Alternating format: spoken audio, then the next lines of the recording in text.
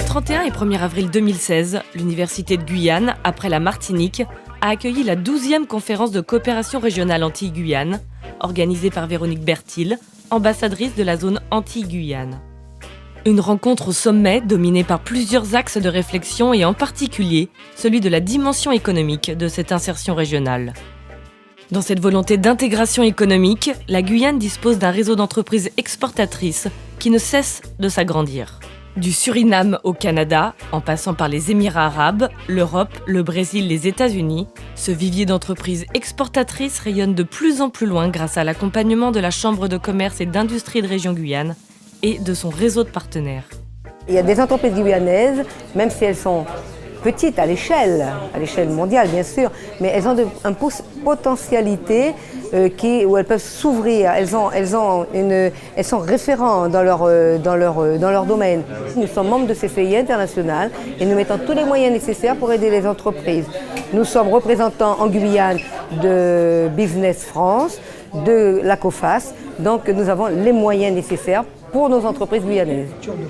La CCI a depuis fort longtemps entamé une procédure de coopération à Paramaribo ou à Macapa, de façon à creuser, engendrer, fédérer les liens entre les entreprises du plateau, de l'environnement de la Guyane, et ce à quoi nous saluons.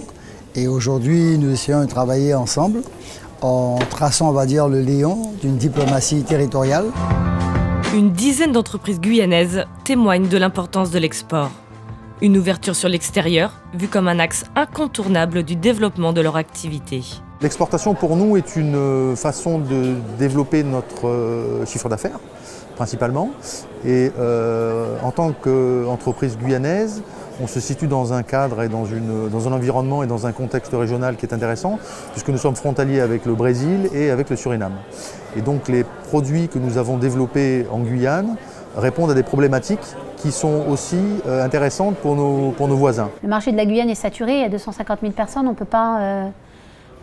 ne peut pas aller au-delà des possibilités du marché. Donc notre solution, c'était d'aller à l'export. Parce que par contre, à l'export, il n'y a pas de représentation de nos produits et de nos ressources.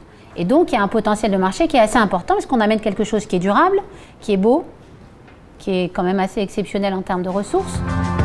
Soucieuse d'apporter leur savoir-faire dans les pays voisins, ce vivier d'entreprises guyanaises a décidé de s'appuyer sur différents dispositifs et de développer des stratégies pour mettre en place cet export. La CCI intervient aussi pour nous aider pour mettre en place un VIE.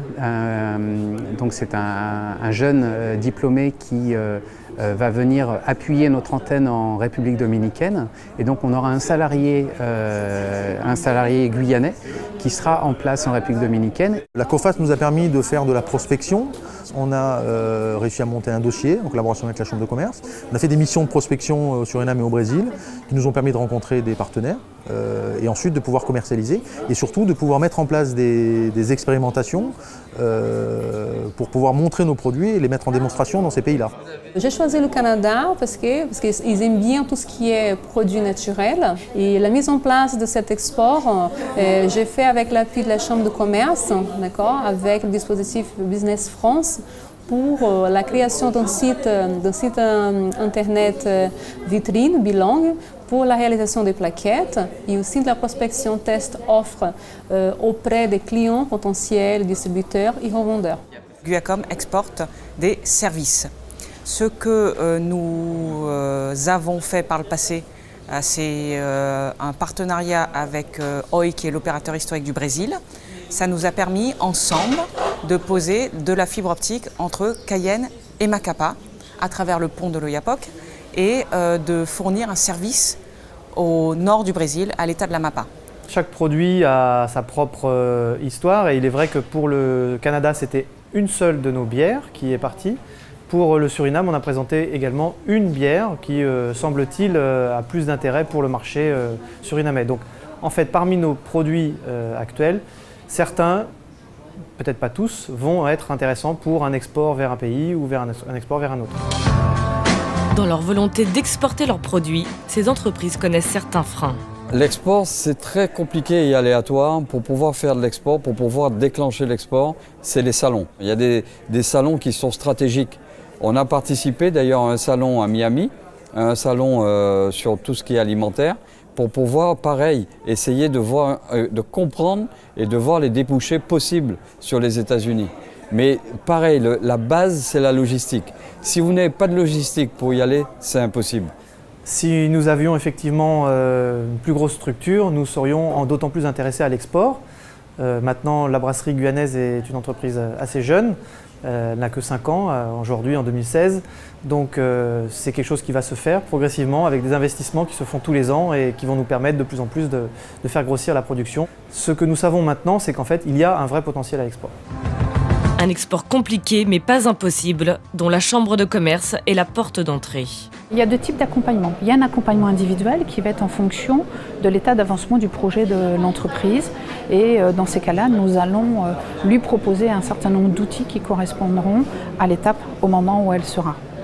Ça peut être une assurance prospection pour lui permettre de couvrir les frais qui vont être liés à sa prospection. Et puis il y a une autre façon d'accompagner les entreprises, ou plutôt d'accompagner notre tissu économique, c'est en fonction de l'actualité et de ce que nous pressentons, on va proposer des opérations collectives en Guyane. Par exemple, une journée pays où on va demander à un expert de la Colombie de venir présenter la Colombie parce qu'on sent qu'il y a des opportunités sur la Colombie, ou sur Cuba, par exemple, qui est en train de s'ouvrir. Donc on va d'abord faire une journée pays en Guyane et après on organisera une mission découverte à Cuba pour emmener les entreprises qui ont envie d'aller un peu plus loin sur la connaissance de ce marché. Au-delà des aides apportées, l'export c'est surtout une impulsion d'un chef d'entreprise. Et pour cela, chacun a son petit secret. Pour réussir l'export, il faut déjà être sur place.